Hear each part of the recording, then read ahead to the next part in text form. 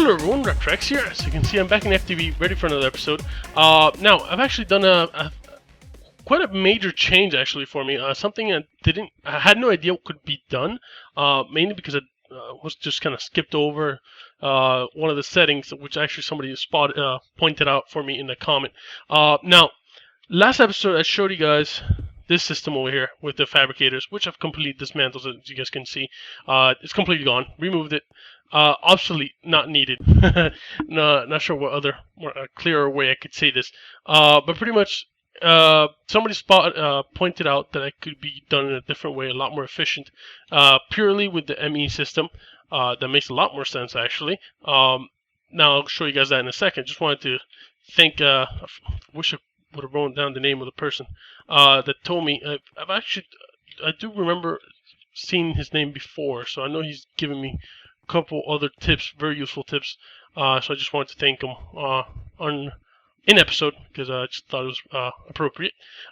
Just wanted to thank you and and all the other loyal subscribers that has constantly been giving me guys hints, giving me hints about how to play the game. Obviously, some things I overlook or just don't know.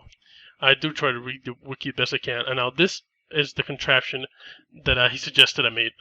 Now, originally from the comment, it wasn't, I guess, as straightforward, but just the fact that he mentioned it, so I just kind of really had to do a little bit more research. And now on the, I originally thought it was something to do with the interface itself, that had some kind of setting that I could do it with. And I'm referring about the tiny piles of dust and the compressed air and all that stuff that I needed to kind of like do a quick automatic craft. I thought it was something to do with the interface, and I researched heavily the interface on the official wiki of Planet Energistics and the FTB wiki and the forums and so forth. I really I think even watched a few minutes of Direwolf's Spotlight, but those are way too long and just kind of, yeah, I knew most of the stuff already, so I just couldn't keep concentrated on that. But what it had to do with was this little setting right here. On stack mode, I'll always craft item. Now, I didn't even know this option existed. I always kind of just skipped ahead and put move stacks at a time. I just thought it was just two settings, single or in stacks items. Now, apparently there's more to this. You can put move single item, move stack items, then move single items and craft items, and always craft item. Now, this would do, if you guys didn't read the comment, it's pretty much a way to trick the system, I would like to say, because I don't think it was intended to be like this. Because pretty much what it does, it exports items back into itself, so it's just kind of auto-generating items itself. I don't know how else to explain it, but pretty much what it's doing is exporting that item, so it's forcing the molecular assembler over here to craft the item, because it detects that it doesn't have it, at least. But since I'm always forcing it to craft it, even if it had it in the system, it's always forcing it to craft. So it's, I guess that's the best way to say it, to just trick the system. So as you can see, I did put a pattern with the recipe, and I had to do that for the rest of the piles. Thus, I actually just wanted to show you guys real quick. I guess I could have done it earlier since it's not really that interesting to show. So I'm just gonna grab a few of these. I don't seem to have any. Oh, I do have titanium. I wonder what I'm missing then. Lead, sulfur. I think I'm missing the silver pile. Eventually, when I get enough of them, I'll get around to do it. So let's just quickly do this. Set up the pattern, encode, done, and the rest. Now, pretty much all you have to do is just set up the pattern into the system, and then set it to export into that export bus, and that's all you need to do, really. It's pretty quite simple now that I learned that's even possible. Like I said, it was mainly just this little setting right here that did the trick. Didn't know it was even possible, and that opens up the door to a whole bunch of other possibilities as far as automating goes. As you guys probably tell, I do love automating. If the base could run itself, I would try doing it. even expand itself. It's like freaking make it advanced AI or something like that. I guess it could be done with a turtle, which actually I tried for the first time in my test world. Turtle program, very simple, very noob level programming, but I just wanted to get my feet wet, I guess is the term to use there. Now, what I did research, what I was mainly going to focus on today's episode, I just kind of, once I discovered this, I wanted to really point it out because I found it to be very useful. Maybe you guys will find that useful as well, especially since I didn't quite find it in the wiki to use that system there. See, what I would have, I'm sorry about rambling about this, but what I would have normally done is just done an export bus into a chest and then import back in. But it actually wastes a little bit more power, since in this way it kind of never leaves the system, so it doesn't have to do out and then back in, because that's how, if you guys don't know, that's how it's calculated, unless they've changed it. Could always be wrong, but pretty sure I've read that before, that's how it calculates a bit of the power consumption, which is why importing so much cobble, which I'm currently doing, and exporting to a deep storage unit actually uses up a lot of power. But fortunately, I'm alright for power for now. Obviously, something I need to work on if I need to get into more advanced stuff, like the matter fabricator, which is something that I kind of freaked out a little bit on the last episode once I noticed that I needed the tungsten. Now, after doing a little bit of research, I realized it's not that big of a deal, actually. It's just a matter of getting some upgrades into this thing, some heating coils. Now, I didn't know that the heating coils existed. What I didn't know was how easy they are to make once you get into a certain level, I guess, of GregTech. I think, yeah, I'm pretty sure all that stuff is GregTech. Because what you need is chrome, actually. And chrome is something that you get with the ruby dust. So it just kind of coincidentally came all together with what I needed. Now, actually, what I don't know is how much chrome I have. 42 should be enough for what I need to do, because I also need to save some chrome for when I do make the matter fabricator, which probably won't be this episode. What I want to focus on today is upgrading the industrial blast furnace. Just drawing a blank there for a second. Right, so just do a little quick research here, not research, search. Research is something else. And NEI, we'll find that there's 3 different kinds of coils. Now, which one is it? This one, the Cupro nickel, is the cheap and simple. I guess the description explains it. This is the tier 1, I guess you could say, as far as heating coils go. This is the one that you make when you make the industrial blast furnace. The one's the default one, I guess. Cantal, I'm pretty sure I'm pronouncing that wrong, is a standard, which is, I guess we'll consider tier 2, and then this is the advanced, tier 3. What I'm going to be making today is the Cantal and the Nichrome, or Nichrome, I don't know how to pronounce those. Either way, they're pretty simple to make, actually. I was really surprised how easy it was. Some aluminum, some chrome, and some refined iron. Unfortunately, I have no idea. I'm pretty sure it's some kind of troll. Maybe you guys can tell me why the recipe makes 3. I mean, I would be okay if it made 2. It's not a matter of resources. It's a matter of the number, 3. You need 4 to make the upgrade. I mean, you can't put 1 at a time. It won't take it. You have to put all 4 at the same time, or else it won't take the upgrade. So you have to make 2 times this recipe and make 6, and you're left with 2, which I have no idea what else you could use it for. Let's see. Maybe I'm about to eat my words here. If you need it for something else, but I don't see why they. No, right-clicked on it. It's not giving me anything else. Nothing. So this is the only way to make it, and the only use for it, apparently, according to NEI at least. Maybe it's something else that's not in NEI, then I could be wrong. But the fact that it makes 3 and you only need 4 is a bit of a troll, at least as far as I'm concerned. Right, so let's make some refined iron. Actually, I don't need to. Got some here. Some aluminum. Should have plenty of it. I'm not sure what to do with all of it. Actually, I do have an idea what to do with it. There's quite a few recipes in. You can replace refined iron with aluminum. So just gotta keep an eye out so I don't use the refined iron when I don't have to. Right, so rolling machine. Oh, that's not it. Actually, since I need to make 2 of these, might as well just start putting 2 of them each in there. There we go. Alright, so that's going to be processing. Actually, it's quite fast, so I might as well not even get sidetracked.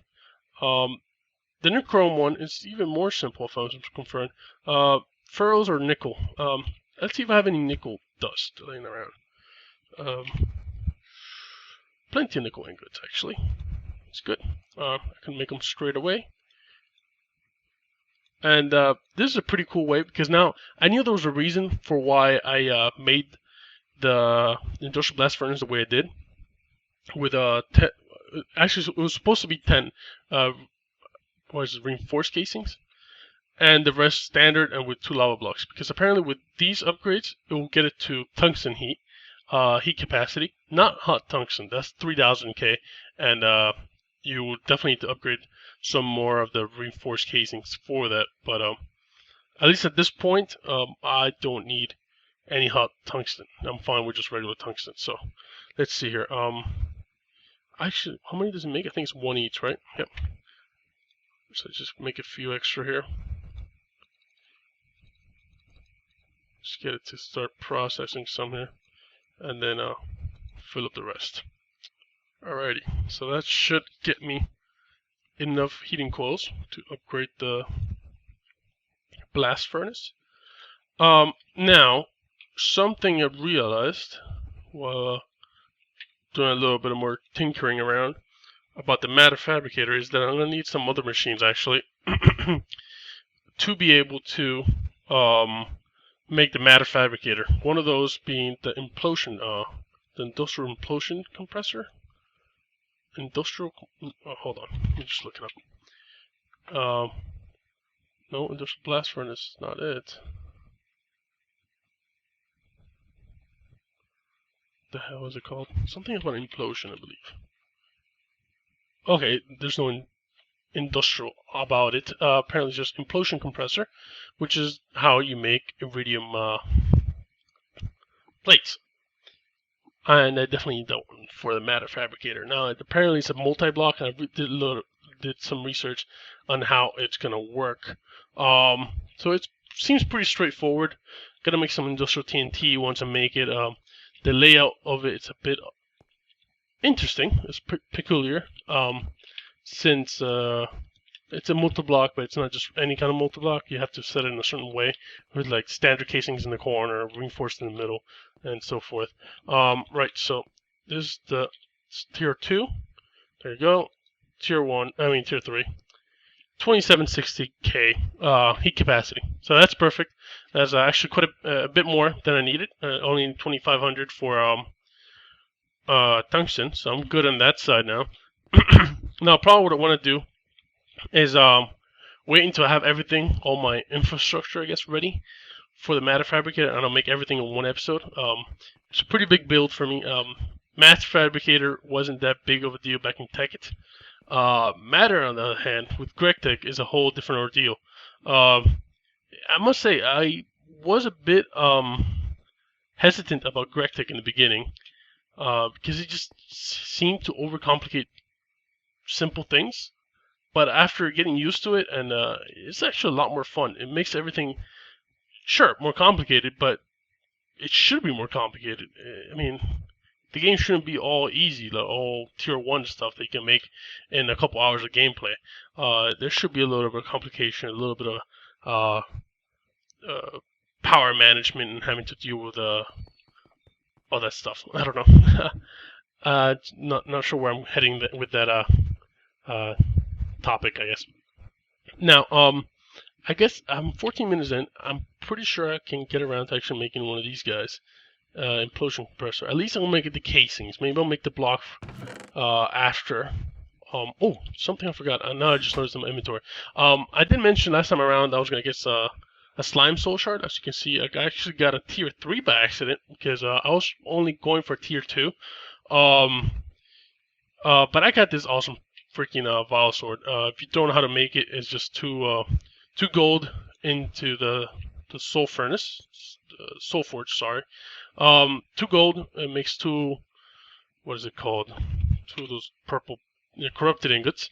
And with the sticks, you just make it like a regular sword. And pretty much the main purpose of this thing is to get this enchantment, which I got really lucky on. It was low 30 enchantments. You can see my levels are back down. I did get a few when I was killing the slime. Soul Stealer 4. What that means is that for every kill I get 5 souls into the soul shard, which is really good. I mean, especially with slimes. I've gotten slime shards before with tier 5, all the way to tier 5.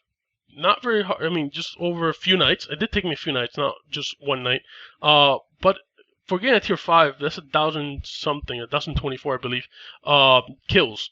It doesn't take very long, especially because you kill the big slime, then 4 smaller ones, and then 4 smaller ones come out.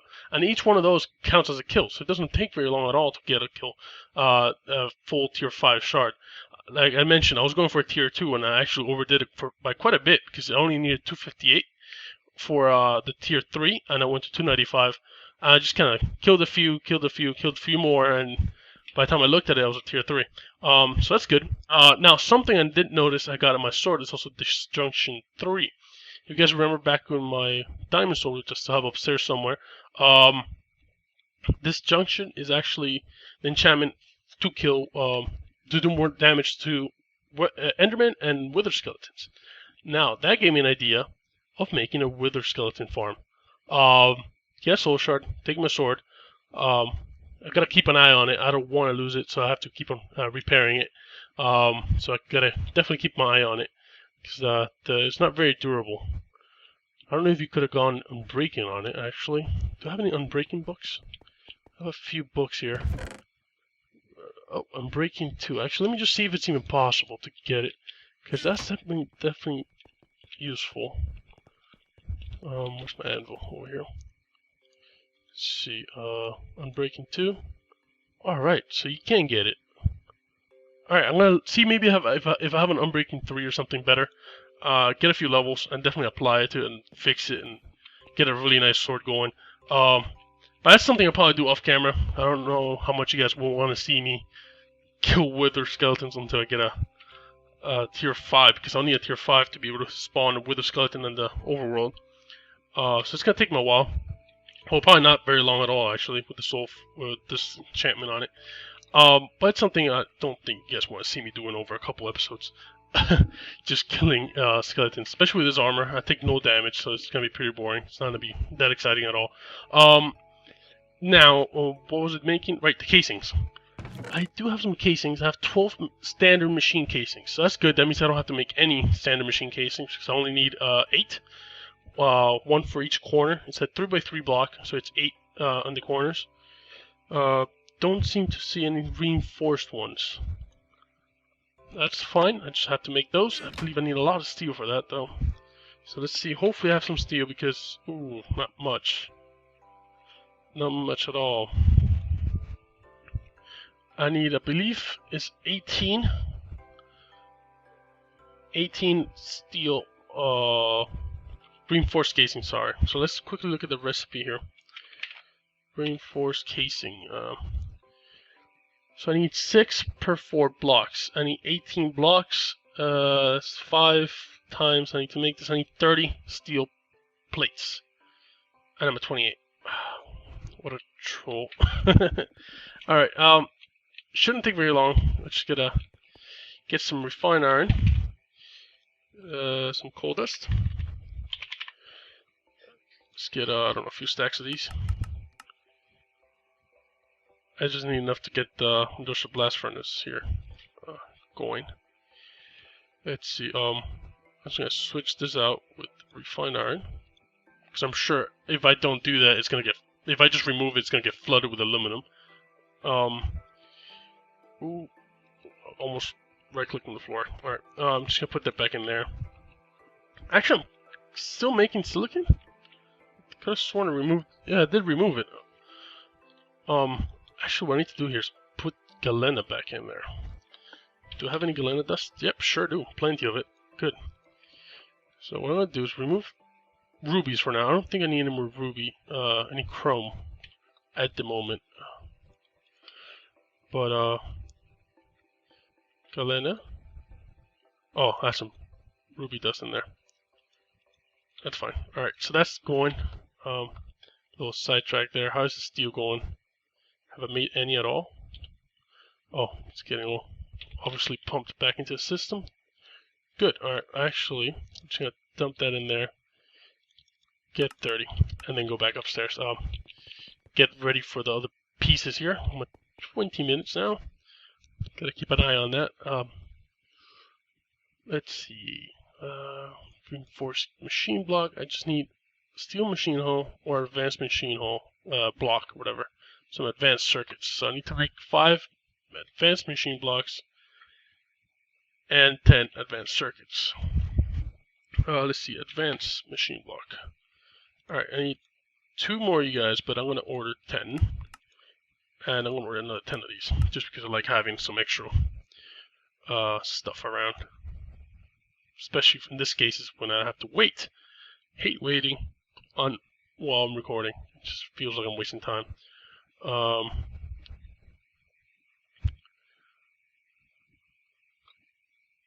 Let's see. Well, I got the circuits. That's good. I need 1 more advanced machine block. Come on. There you go.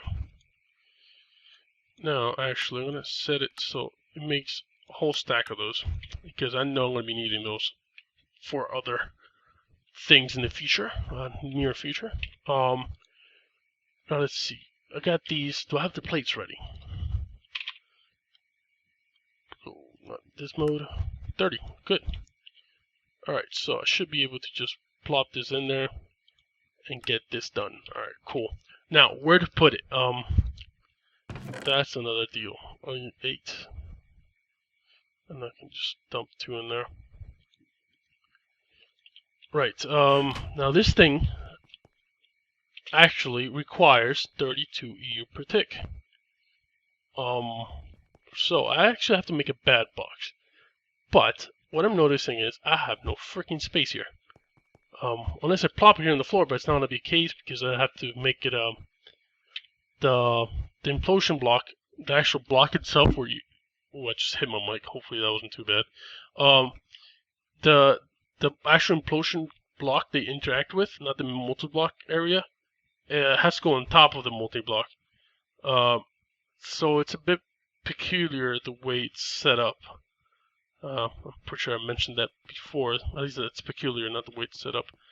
I could dig into the area over there, but it's a bit cramped to get past there. Unless I move the whole boiler, and that would be a huge problem, because I will lose all my heat. Not like I'm struggling for fuel. I haven't turned those things on forever, and this thing is still enough fuel there for a few days. Alright, well, I'm gonna have to figure something out, because I can't go in that direction, because that will mess with the setup over there, with the piston system. Unless I go down here.